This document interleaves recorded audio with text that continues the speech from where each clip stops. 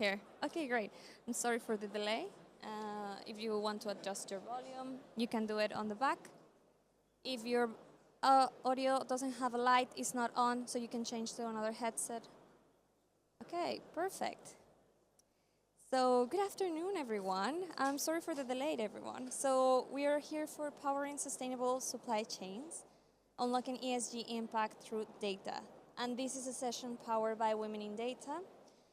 Today, we'll explore how data and analytics can help business make smarter, more sustainable decisions and drive ESG impact across their supply chains. And of course, leading this session is the lovely Alicia Heavisides.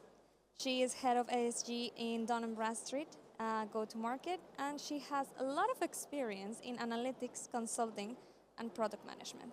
So you don't want to hear from me, so I will leave the table to Alicia. Thank you very much. Yeah, apologies for the delay there, but also I can't hear, so I couldn't hear your introduction, so apologies if I repeat anything that you just said. But thank you so much for taking the time to come here about sustainable supply chains today. I've actually been working in data 13 years now, I think it is. And I'm a bit sorry to say that it's my first time at Big Data London. It's such a fantastic event, seeing everybody come together. And one thing that really struck my mind was I bet the organisers are really glad that the tube strikes weren't this week, because that would have been quite disastrous, right? I actually did have to travel to an event during the tube strikes. It was one outside of London. I live in South London. I needed to get to Euston. So once I accepted that the tube strikes were in fact not going to be cancelled, and I did need to figure out how I was going to get there and get there on time, you do the usual logistical review of like, okay, what are my different routes? What are the likelihood of those trains operating during the tube strike? Will they be crazy busy? Will I be able to get on? What are my other options? Or do I just have to suck up the cost and get a taxi to make sure that I get where I need to be on time? And this is what businesses have to do every day when it comes to supply chains. Supply chains are obviously so critical to everything businesses do, and so making sure that goods arrive to where they need to be on time is empirical. And so what I'm going to be talking to you about today are some of the ways that sustainability has a really key role in that.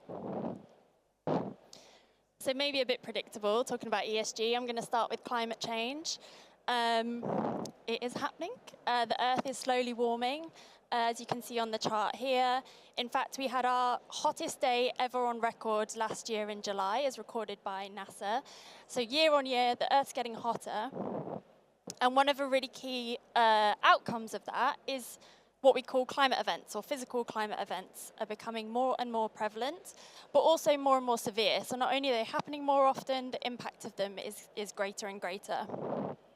So just looking at 2024, when we're talking about physical climate events, it is things like heat waves, severe rain leading to flooding, hurricanes, wildfire.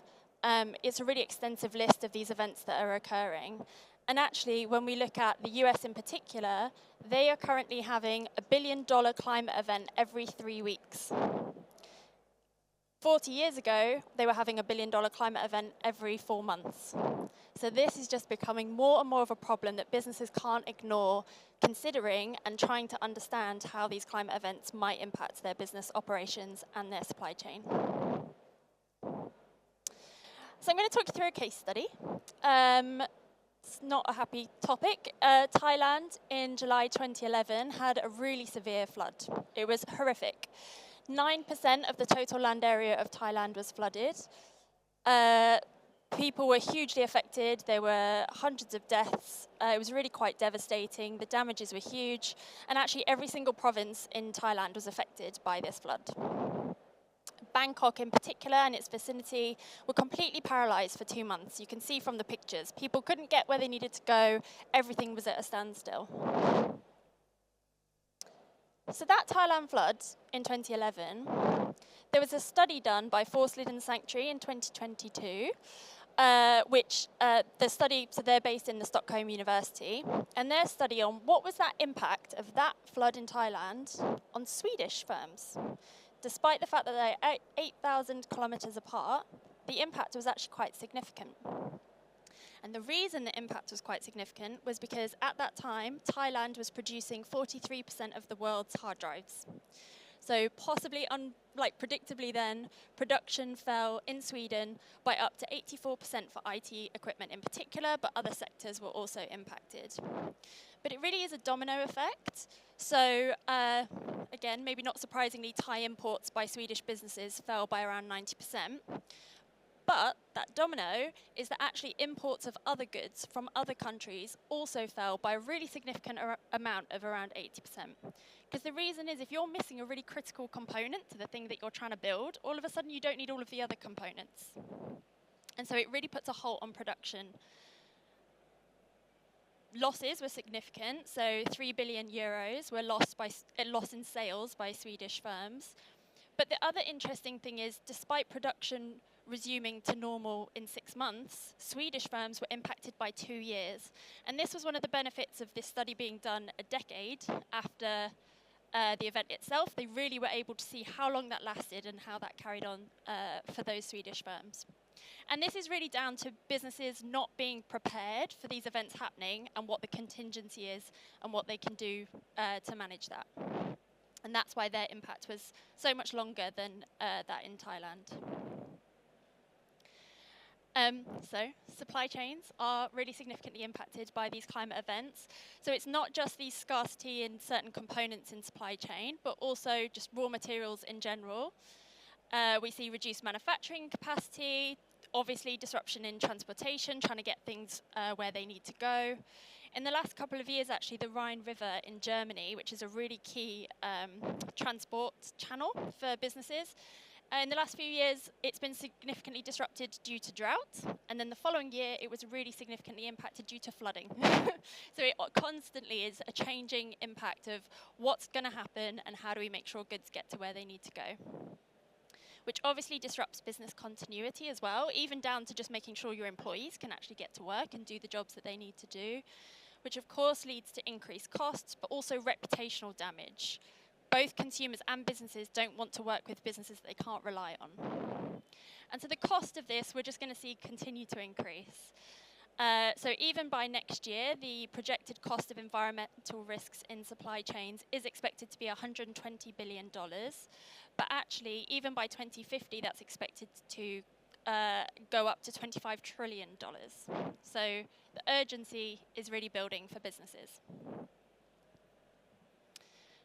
So, talking about all of that, so climate events are becoming more severe, more frequent, and they're really impacting businesses. What can we do about it? Well, so climate change is being impacted by the production of greenhouse gas emissions. And so back in 2015, at COP21, the Paris Climate Agreement was signed. At the time, it was 195 nations that signed that agreement, where they basically said, we all collectively agree to pursue efforts to limit climate change to 1.5 degrees by 2050. What this actually means when these countries sign up to that agreement, what does then happen? How do we actually achieve that?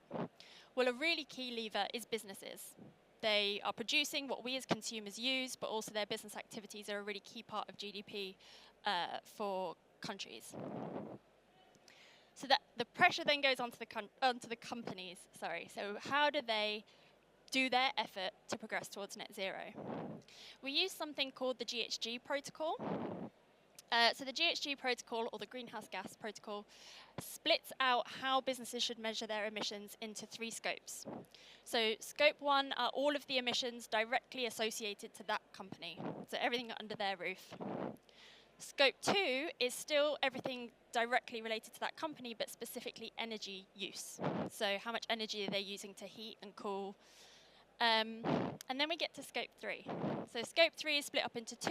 We've got upstream activities and downstream activities. And this is basically everything else that causes a carbon footprint or greenhouse gas emissions due to that business's operations.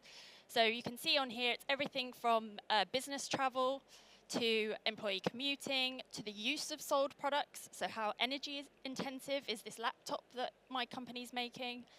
But also supply chain is part of the upstream emissions. So scope 3, it very quickly gets very complicated. There's all these different categories that businesses need to be looking at and considering. And you can see in the bullet points, actually, when it comes to looking at all of the reported emissions by companies in Europe in 2022, 92% of them were in scope 3. So scope 1, scope 2, quite easy for businesses to measure, but actually that's a really small part of their total carbon footprint or their total emissions. And so if they actually want to progress towards net zero, they need to be looking at their scope 3. And that progresses even further when actually 74% of those emissions were down to just 2 of those 15 categories within scope 3, which is the use of sold products and the purchased goods and services. So purchased goods and services being, what have I purchased in my supply chain? So supply chain is a really critical lever for businesses to use in progressing towards net zero and reducing their emissions. I'm going to put this into practice now. So let's say I have a company, Mud Pies. I'm an online retailer manufacturing pies, food, and I really want to achieve net zero. I really see that that's an important thing for my business to do. As a food manufacturer, 80% of my total emissions is all due to purchased goods and services, so what I'm buying from my suppliers. So that's where the problem is. So how do I reduce my emissions in my purchased goods and services? So option 1, if I look at the average emission factors per kilo of fish, cod has a lot more emissions associated with it than salmon. So maybe I'll just tweak my recipe a little bit. I use less cod and more salmon, and maybe my consumers won't notice and they'll still really enjoy my fish pie. Okay, so that's one option. But I might risk losing customers. Option 2, maybe I'll just use a bit less fish, because fish is the most carbon intensive in my fish pie. So maybe if I just cut down a little bit, again, maybe no one will notice, and I can reduce my emissions associated with manufacturing this fish pie. Option 3, I could improve my operations to make sure I'm wasting less fish and that it's all going into the fish pie. That's probably still a good idea, just regardless, but it's probably not going to move me that much further to getting to net zero. Option 4, so option 1, I'm using average emission factors. It doesn't matter who I buy that fish from, I'm just using the standard average. Whereas if I know more about my supplier, so what their product-specific emissions are, maybe they're doing things to reduce the carbon intensity or the GHG emissions associated with how they're producing their cod or salmon, they'll have a lower emission factor, and just by switching to them, I can immediately reduce some of my emissions. But for me to do that, I need to know. I need to know what the suppliers out there that are accessible to me, which ones are being more sustainable, and who I should choose over others based on their carbon intensity. Not to labour the point too much, but supply chain emissions are typically 26 times higher than operational emissions. This is a really key part of businesses progressing towards net zero. So I've started to touch on what do I do? How do I do that?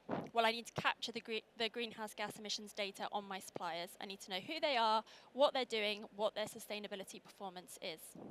Because if I know that, I can identify carbon hotspots. Which of my key suppliers do I need to go after first and work with them to understand or help them improve their processes to reduce their carbon footprint? And I can have all of that data feed in and inform my emission reduction strategy. But also monitor progress, monitor changes in behaviours in suppliers. Are they tracking the right way? Are they reducing their emissions, or actually are they getting worse? But also information on my suppliers to manage transition risk. So in ESG, when we're talking about transition risk, it's how able is this business to adapt or transition to a lower carbon economy? Are they implementing the right things, the right practices in order to get where we need to go by net zero? And are they likely to still be around as we approach 2050? Okay, so we talked about greenhouse gas emissions. Obviously, that's a really key thing that we need to be considering when working with our suppliers. But it does expand more than that. And this probably should have some animations so I could do the headlines one by one, so never mind. But the one at the bottom is actually a headline relating to Del Monte, who produce fruit in Kenya. And actually, they were sued for human rights abuses and water pollution. So not just talking about greenhouse gases now, this is beyond that, other environmental factors like pollution and human rights issues. The second headline with VW or Volkswagen, they've had a lot of heat, I guess, under fire, because they have manufacturing locations in China where there are known forced labor camps. And actually the EU is bringing in a ban on the sale of any goods, a ban of the sale of any goods in the EU that have been produced using forced labor. So this is a really critical thing for businesses to make sure that there's no forced labor going on in their supply chain. The last headline, fast fashion, always comes up when it comes to sustainability. So Zara and H&M have been linked to illegal deforestation and human rights abuses within Brazilian cotton supply chains. The key part of that headline for me is actually the linked to. So it's not their direct suppliers, it's often happening much further up their supply chain. And so then that becomes a much bigger issue of how do we know what's going on further up our supply chain. I'm briefly going to touch upon D&B. So I think, like in my introduction, I'm the head of ESG at Dun & Bradstreet in terms of developing our ESG data and solutions. So if you're not familiar with Dun & Bradstreet, we have global business data covering over 600 million entities, all brought together, connected with a unique identifier of the DUNS number. And so we've used that as the foundation of how can we build out an ESG product set or data set to support businesses in filling in their data gaps when it comes to knowing what their suppliers are doing and their performance, whether it be related to greenhouse gas emissions or human rights and other ESG topics. A really key value we can bring is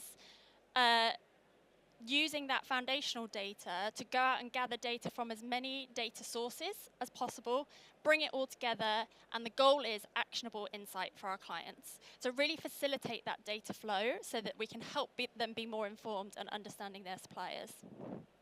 Now this is no small thing, not just from the number of data sources that we're using, but a lot of ESG data out there is unstructured, qualitative data. And so that's a huge part of what we do, is obviously collecting it and translating it, but really understanding what entity is it related to, what topic is it related to, is it a positive or negative thing, and how positive, how negative for that company.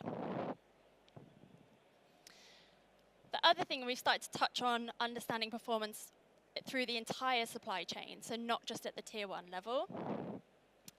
We have a capability where we can do supply chain mapping, so we can understand which suppliers are connected within the network.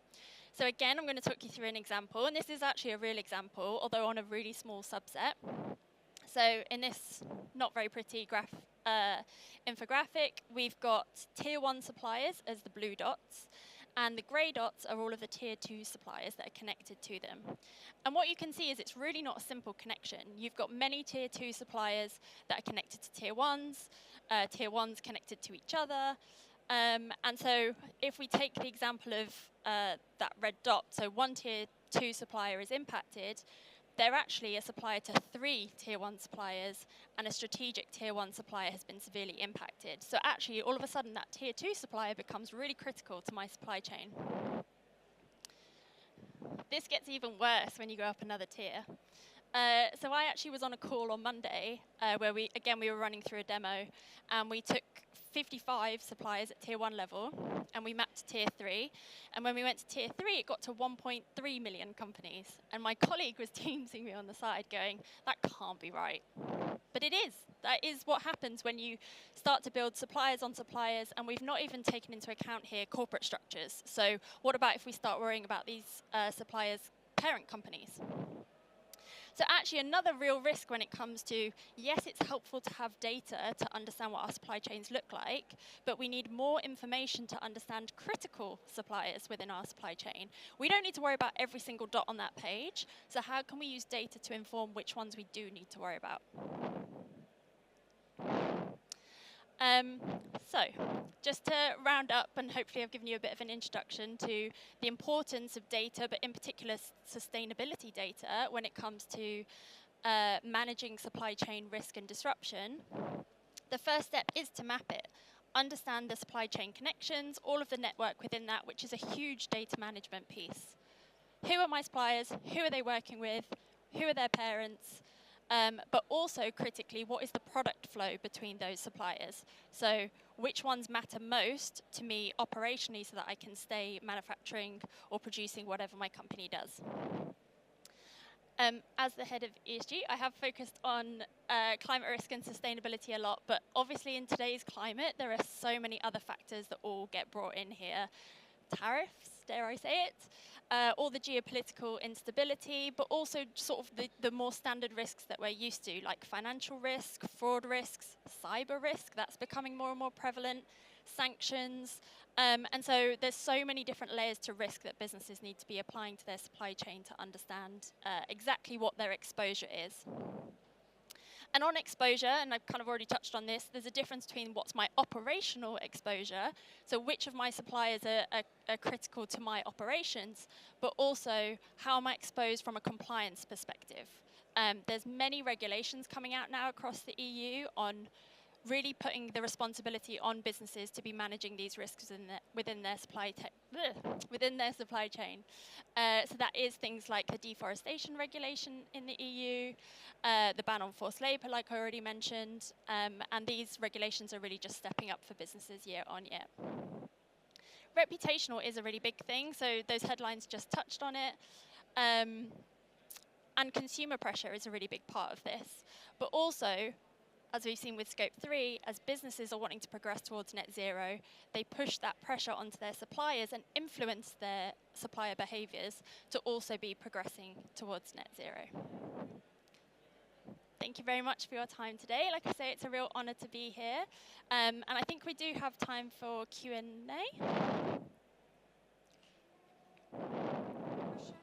If there's someone that has one question, we have time for one. No? Okay, perfect. You can also speak with Alicia. She will be on the Women in Data Lounge, and you can catch her up there, and she'll be able to talk to you about it. Thank you for everything. Thank you, guys. If you want to catch with Alicia, please go to Women in Data Lounge, and we'll be there. If you're staying, in 10 minutes, we're going to have another great session.